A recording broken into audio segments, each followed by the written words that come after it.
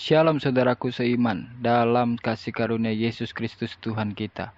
Sebelum membaca, mendengarkan, dan merenungi firman Tuhan, ada baiknya kita berdoa terlebih dahulu, supaya kita semua mendapatkan hikmat dan berkat dalam setiap ayatnya. Mari kita berdoa. Bapa kami di dalam surga, layakkanlah kami dengan hikmat dan penyertaan Roh Kudus-Mu pada hari ini, supaya di saat kami membaca, mendengarkan, dan merenungi firman-Mu, masuk ke dalam hati kami menjadi akar dan berbuah banyak sesuai dengan firman-Mu.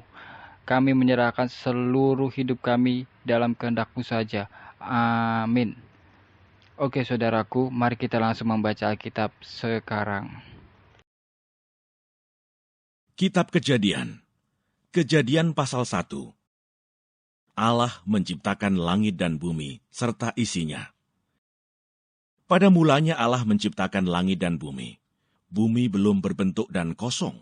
Gelap gulita menutupi samudera raya. Dan roh Allah melayang-layang di atas permukaan air. Berfirmanlah Allah, jadilah terang. Lalu terang itu jadi. Allah melihat bahwa terang itu baik. Lalu dipisahkannyalah terang itu dari gelap. Dan Allah menamai terang itu siang, dan gelap itu malam. Jadilah petang, dan jadilah pagi. Itulah hari pertama. Berfirmanlah Allah, jadilah cakrawala di tengah segala air untuk memisahkan air dari air. Maka Allah menjadikan cakrawala, dan ia memisahkan air yang ada di bawah cakrawala itu dari air yang ada di atasnya. Dan jadilah demikian. Lalu Allah menamai cakrawala itu langit. Jadilah petang dan jadilah pagi. Itulah hari kedua. Berfirmanlah Allah, hendaklah segala air yang di bawah langit berkumpul pada satu tempat, sehingga kelihatan yang kering. Dan jadilah demikian. Lalu Allah menamai yang kering itu darat, dan kumpulan air itu dinamainya laut. Allah melihat bahwa semuanya itu baik. Berfirmanlah Allah, hendaklah tanah menumbuhkan tunas-tunas muda, tumbuh-tumbuhan yang berbiji, segala jenis pohon buah-buahan yang menghasilkan buah yang berbiji, supaya ada tumbuh-tumbuhan di bumi. Dan jadilah demikian. Tanah itu menumbuhkan tunas-tunas muda, segala jenis tumbuh-tumbuhan yang berbiji, dan segala jenis pohon-pohonan yang menghasilkan buah yang berbiji. Allah melihat bahwa semuanya itu baik. Jadilah petang dan jadilah pagi. Itulah hari ketiga. Berfirmanlah Allah, jadilah benda-benda penerang pada cakrawala untuk memisahkan siang dari malam. Biarlah benda-benda penerang itu menjadi tanda yang menunjukkan masa-masa yang tetap dan hari-hari dan tahun-tahun, dan sebagai penerang pada cakrawala, biarlah benda-benda itu menerangi bumi. Dan jadilah demikian. Maka Allah menjadikan kedua benda penerang yang besar itu, yakni yang lebih besar untuk menguasai siang, dan yang lebih kecil untuk menguasai malam, dan menjadikan juga bintang-bintang. Allah menaruh semuanya itu di cakrawala untuk menerangi bumi, dan untuk menguasai siang dan malam, dan untuk memisahkan terang dari gelap. Allah melihat bahwa semuanya itu baik. Jadilah petang dan jadilah pagi, itulah hari keempat. Berfirmanlah Allah, hendaklah dalam air berkeriapan makhluk yang hidup, dan hendaklah burung beterbangan di atas bumi melintasi cakrawala. Maka Allah menciptakan binatang-binatang laut yang besar dan segala jenis makhluk hidup yang bergerak, yang berkeriapan dalam air, dan segala jenis burung yang bersayap. Allah melihat bahwa semuanya itu baik. Lalu Allah memberkati semuanya itu, firman-Nya, berkembang biaklah dan bertambah banyaklah, serta penuhilah air dalam laut, dan hendaklah burung-burung di bumi bertambah banyak. Jadilah petang dan jadilah pagi, itulah hari kelima. Berfirmanlah Allah, hendaklah bumi mengeluarkan segala jenis makhluk yang hidup, ternak dan binatang melata, dan segala jenis binatang liar. Dan jadilah demikian. Allah menjadikan segala jenis binatang liar, dan segala jenis ternak, dan segala jenis binatang melata di muka bumi. Allah melihat bahwa semuanya itu baik. Berfirmanlah Allah, baiklah kita menjadikan manusia menurut gambar dan rupa kita, supaya mereka berkuasa atas ikan-ikan di laut dan burung-burung di udara, dan atas ternak dan atas seluruh bumi, dan atas segala binatang melata yang merayap di bumi. Maka Allah menciptakan manusia itu menurut gambarnya. Menurut gambar Allah diciptakannya dia. Laki-laki dan perempuan diciptakannya mereka. Allah memberkati mereka. Lalu Allah berfirman kepada mereka, "Beranak cuculah dan bertambah banyak. Penuhilah bumi dan taklukkanlah itu. Berkuasalah atas ikan-ikan di laut dan burung-burung di udara, dan atas segala binatang yang merayap di bumi." Berfirmanlah Allah, "Lihatlah aku memberikan kepadamu segala tumbuh-tumbuhan yang berbiji di seluruh bumi, dan segala pohon-pohonan yang buahnya berbiji. Itulah akan menjadi makananmu. Tetapi kepada segala binatang di bumi, dan segala burung di udara, dan segala yang merayap di bumi, yang bernyawa, kuberikan segala tumbuh-tumbuhan hijau menjadi makanannya." Dan jadilah demikian. Maka Allah melihat segala yang dijadikannya itu sungguh amat baik. Jadilah petang dan jadilah pagi. Itulah hari ke-6. Kejadian pasal 2. Demikianlah diselesaikan langit dan bumi dan segala isinya. Ketika Allah pada hari ke-7 telah menyelesaikan pekerjaan yang dibuatnya itu. Berhentilah ia pada hari ke-7 dari segala pekerjaan yang telah dibuatnya itu. Lalu Allah memberkati hari ke-7 itu dan menguduskannya. Karena pada hari itulah ia berhenti dari segala pekerjaan penciptaan yang telah dibuatnya itu. Demikianlah riwayat langit dan bumi pada waktu diciptakan. Ketika Tuhan Allah menjadikan bumi dan langit, belum ada semak apapun di bumi, belum timbul tumbuh-tumbuhan apapun di padang. Sebab Tuhan Allah belum menurunkan hujan ke bumi, dan belum ada orang untuk mengusahakan tanah itu. Tetapi ada kabut naik ke atas dari bumi, dan membasahi seluruh permukaan bumi itu.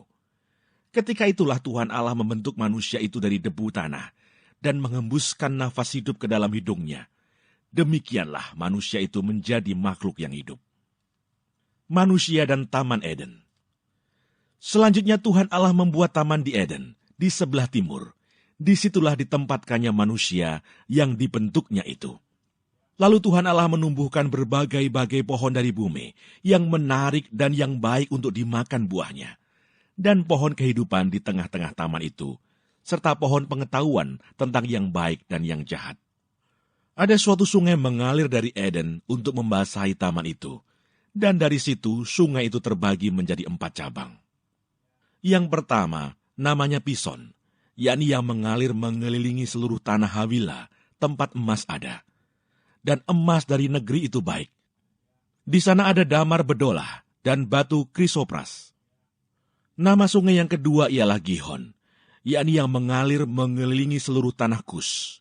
Nama sungai yang ketiga ialah Tigris, yakni yang mengalir di sebelah timur Asyur, dan sungai yang keempat ialah Efrat. Tuhan Allah mengambil manusia itu dan menempatkannya dalam Taman Eden untuk mengusahakan dan memelihara taman itu. Lalu Tuhan Allah memberi perintah itu kepada manusia. Semua pohon dalam taman ini boleh kau makan buahnya dengan bebas. Tetapi pohon pengetahuan tentang yang baik dan yang jahat itu, janganlah kau makan buahnya. Sebab pada hari engkau memakannya, pastilah engkau mati. Tuhan Allah berfirman, "Tidak baik kalau manusia itu seorang diri saja. Aku akan menjadikan penolong baginya yang sepadan dengan dia." Lalu Tuhan Allah membentuk dari tanah segala binatang hutan dan segala burung di udara. Dibawanyalah semuanya kepada manusia itu untuk melihat bagaimana ia menamainya. Dan seperti nama yang diberikan manusia itu kepada tiap-tiap makhluk yang hidup. Demikianlah nanti nama makhluk itu. Manusia itu memberi nama kepada segala ternak, kepada burung-burung di udara, dan kepada segala binatang hutan. Tetapi baginya sendiri, ia tidak menjumpai penolong yang sepadan dengan dia. Lalu Tuhan Allah membuat manusia itu tidur nyenyak. Ketika ia tidur, Tuhan Allah mengambil salah satu rusuk daripadanya, lalu menutup tempat itu dengan daging. Dan dari rusuk yang diambil Tuhan Allah dari manusia itu, dibangunnyalah seorang perempuan. Lalu dibawanya kepada manusia itu. Lalu berkatalah manusia itu, "Inilah dia, tulang dari tulangku, dan daging dari dagingku. Ia akan dinamai perempuan, sebab ia diambil dari laki-laki. Sebab itu seorang laki-laki akan meninggalkan ayahnya dan ibunya, dan bersatu dengan istrinya, sehingga keduanya menjadi satu daging. Mereka keduanya telanjang, manusia dan istrinya itu, tetapi mereka tidak merasa malu. Kejadian pasal 3. Manusia jatuh ke dalam dosa. Adapun ular ialah yang paling cerdik dari segala binatang di darat yang dijadikan oleh Tuhan Allah. Ular itu berkata kepada perempuan itu, "Tentulah Allah berfirman, semua pohon dalam taman ini jangan kamu makan buahnya, bukan?" Lalu sahut perempuan itu kepada ular itu, "Buah pohon-pohonan dalam taman ini boleh kami makan. Tetapi tentang buah pohon yang ada di tengah-tengah taman, Allah berfirman, jangan kamu makan ataupun raba buah itu, nanti kamu mati." Tetapi ular itu berkata kepada perempuan itu, "Sekali-kali kamu tidak akan mati. Tetapi Allah mengetahui bahwa pada waktu kamu memakannya, matamu akan terbuka, dan kamu akan menjadi seperti Allah, tahu tentang yang baik dan yang jahat." Perempuan itu melihat bahwa buah pohon itu baik untuk dimakan dan sedap kelihatannya. Lagi pula pohon itu menarik hati karena memberi pengertian. Lalu ia mengambil dari buahnya dan dimakannya dan diberikannya juga kepada suaminya yang bersama-sama dengan dia.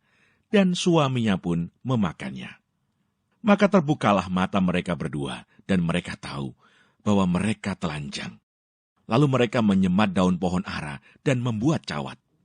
Ketika mereka mendengar bunyi langkah Tuhan Allah yang berjalan-jalan dalam taman itu pada waktu hari sejuk, bersembunyilah manusia dan istrinya itu terhadap Tuhan Allah di antara pohon-pohonan dalam taman. Tetapi Tuhan Allah memanggil manusia itu dan berfirman kepadanya, "Di manakah engkau?" Ia menjawab, "Ketika aku mendengar bahwa engkau ada dalam taman ini, aku menjadi takut karena aku telanjang. Sebab itu aku bersembunyi." Firman-Nya, "Siapakah yang memberitahukan kepadamu bahwa engkau telanjang? Apakah engkau makan dari buah pohon yang kularang engkau makan itu?" Manusia itu menjawab, "Perempuan yang kau tempatkan di sisiku, dialah yang memberi dari buah pohon itu kepadaku, maka ku makan." Kemudian berfirmanlah Tuhan Allah kepada perempuan itu, "Apakah yang telah kau perbuat ini?" Jawab perempuan itu, "Ular itu yang memperdayakan aku, maka ku makan." Lalu berfirmanlah Tuhan Allah kepada ular itu, "Karena engkau berbuat demikian, terkutuklah engkau di antara segala ternak dan di antara segala binatang hutan. Dengan perutmu lah engkau akan menjalar, dan debu tanahlah akan kau makan seumur hidupmu. Aku akan mengadakan permusuhan antara engkau dan perempuan ini, antara keturunanmu dan keturunannya. Keturunannya akan meremukkan kepalamu, dan engkau akan meremukkan tumitnya." Firman-Nya kepada perempuan itu, "Susah payahmu waktu mengandung akan kubuat sangat banyak. Dengan kesakitan engkau akan melahirkan anakmu. Namun engkau akan berahi kepada suamimu, dan ia akan berkuasa atasmu." Lalu firman-Nya kepada manusia itu, "Karena engkau mendengarkan perkataan istrimu, dan memakan dari buah pohon yang telah kuperintahkan kepadamu, jangan makan daripadanya. Maka terkutuklah tanah karena engkau. Dengan bersusah payah, engkau akan mencari rezekimu dari tanah seumur hidupmu. Semak duri dan rumput duri yang akan dihasilkannya bagimu, dan tumbuh-tumbuhan di padang akan menjadi makananmu. Dengan berpeluh engkau akan mencari makananmu, sampai engkau kembali lagi menjadi tanah. Karena dari situlah engkau diambil, sebab engkau debu, dan engkau akan kembali menjadi debu."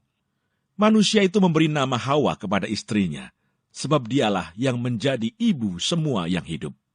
Dan Tuhan Allah membuat pakaian dari kulit binatang untuk manusia dan untuk istrinya itu, lalu mengenakannya kepada mereka.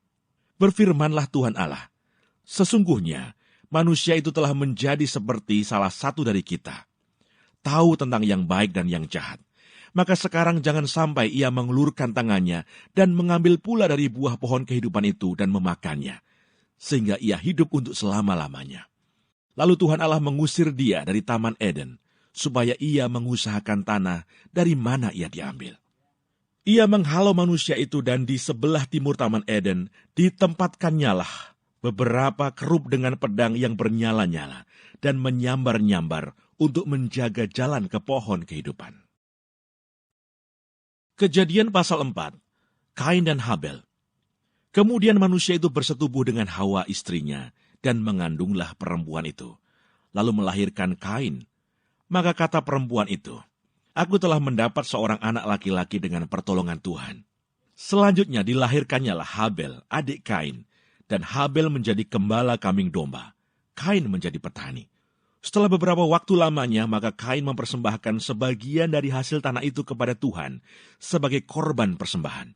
Habel juga mempersembahkan korban persembahan dari anak sulung kambing dombanya, yakni lemak-lemaknya.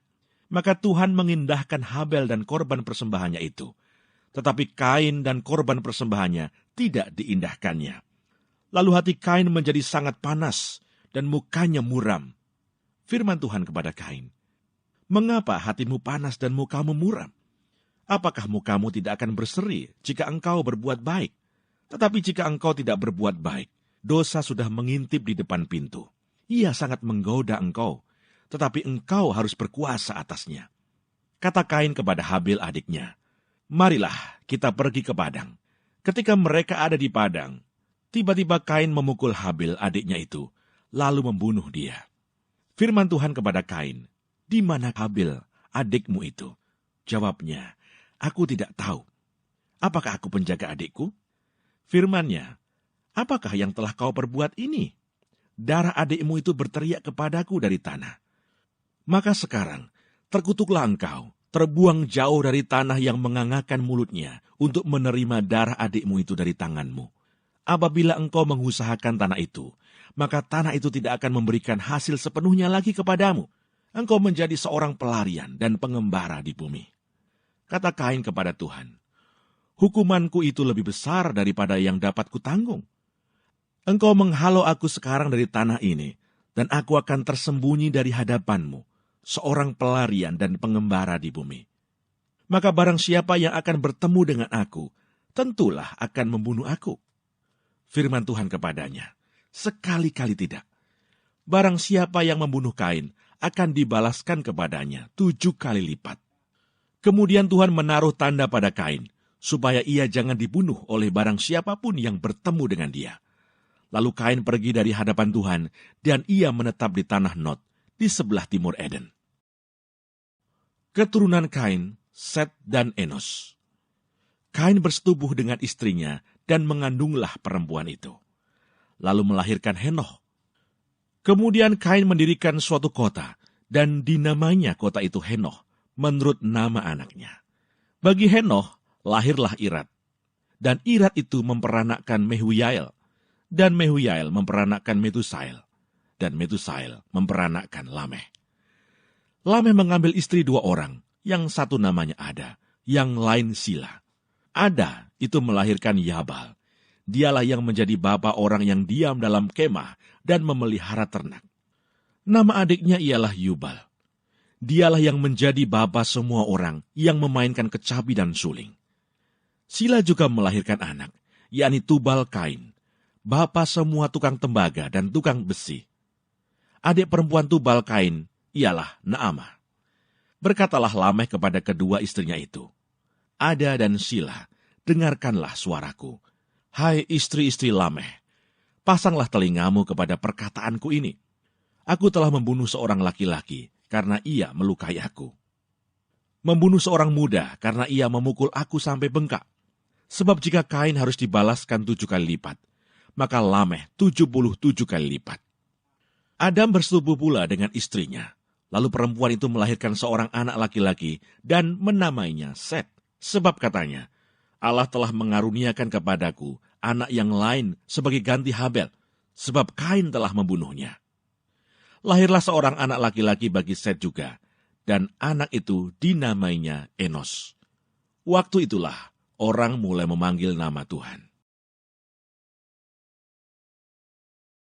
Kejadian pasal 5. Keturunan Adam. Inilah daftar keturunan Adam. Pada waktu manusia itu diciptakan oleh Allah, dibuatnyalah dia menurut rupa Allah. Laki-laki dan perempuan diciptakannya mereka. Ia memberkati mereka dan memberikan nama manusia kepada mereka pada waktu mereka diciptakan.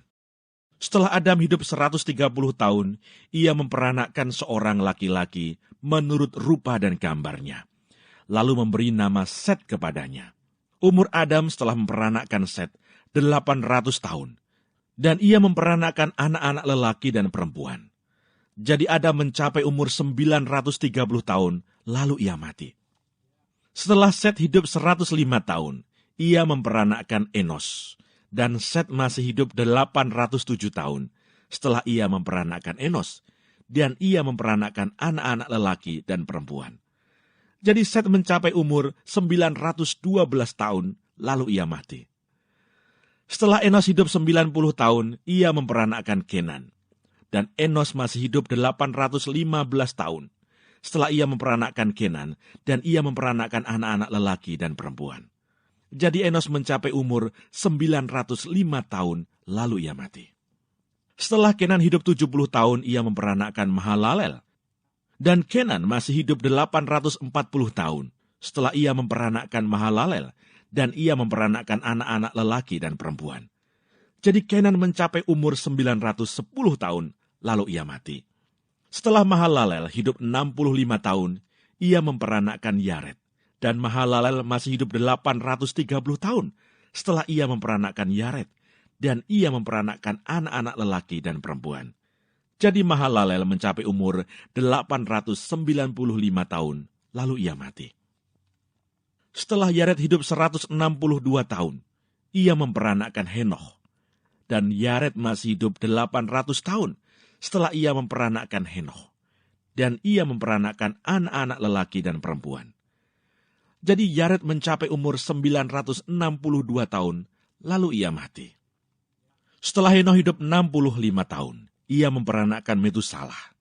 Dan Henoch hidup bergaul dengan Allah selama 300 tahun lagi, setelah ia memperanakkan Metusalah, dan ia memperanakkan anak-anak lelaki dan perempuan. Jadi Henoch mencapai umur 365 tahun. Dan Henoch hidup bergaul dengan Allah, lalu ia tidak ada lagi, sebab ia telah diangkat oleh Allah. Setelah Metusalah hidup 187 tahun, ia memperanakkan Lameh. Dan Metusalah masih hidup 782 tahun setelah ia memperanakkan Lameh, dan ia memperanakkan anak-anak lelaki dan perempuan. Jadi Metusalah mencapai umur 969 tahun, lalu ia mati. Setelah Lameh hidup 182 tahun, ia memperanakkan seorang anak laki-laki dan memberi nama Nuh kepadanya. Katanya, anak ini akan memberi kepada kita penghiburan dalam pekerjaan kita yang penuh susah payah di tanah yang telah terkutuk oleh Tuhan. Dan Lameh masih hidup 595 tahun setelah ia memperanakkan Nuh, dan ia memperanakkan anak-anak lelaki dan perempuan. Jadi Lameh mencapai umur 777 tahun, lalu ia mati. Setelah Nuh berumur 500 tahun, ia memperanakkan Sem, Ham, dan Yafet. Renungan Alkitab hari ini, Kejadian pasal 1 sampai 3 memberikan hikmat. 1. Allah menunjukkan keagungannya dan kesempurnaannya dalam menciptakan alam semesta dengan sempurna.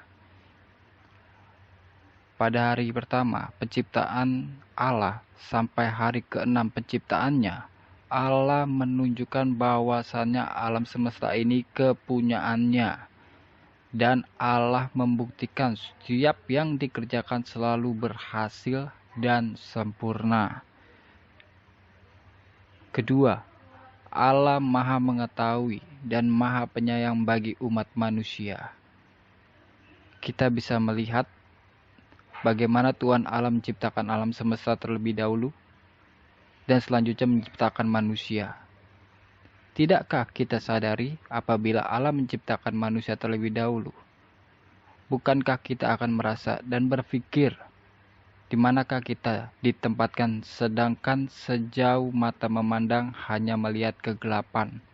Oleh karena Allah Maha Mengetahui, Ia menyediakan alam semesta dan segala isinya terlebih dahulu untuk manusia tetap hidup. Itu juga disebut dengan kasih sayang Allah kepada manusia. Yang ketiga, Allah tidak menginginkan manusia untuk berbuat dosa. Tuhan Allah sudah memperingatkan Nabi Adam untuk tidak memakan buah dari pohon pengetahuan, namun dimakanlah oleh manusia itu. Mulai dari sanalah Allah mengutuk manusia, binatang, dan tanah saat itu juga. Mari kita perhatikan saudaraku. Kenapa hingga sampai saat ini kita masih bersusah payah mencari rejeki, dan sampai saat ini seorang ibu yang melahirkan anaknya dengan normal masih sangat kesakitan? Semua itu karena upah dosa. Lihatlah dosa yang hanya satu ini. Sedangkan upah dosa itu dari zaman Nabi Adam sampai saat ini kita masih merasakannya. Apakah kita masih mau berbuat dosa dan menambah dosa baru lagi? Sehingga upah dosa akan semakin bertambah siksaannya di kemudian hari. Kejadian pasal 4 ayat 5 memberikan hikmat.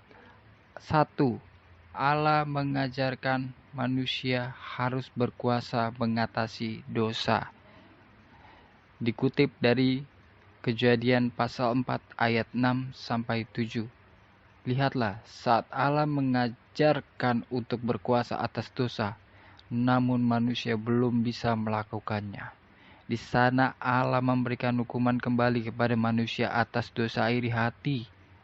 Siapa yang berbuat dosa pasti mendapat hukuman dari Allah. Namun Allah tetap sayang kepada manusia sehingga Kain tidak mendapat celaka terhadap hukumannya.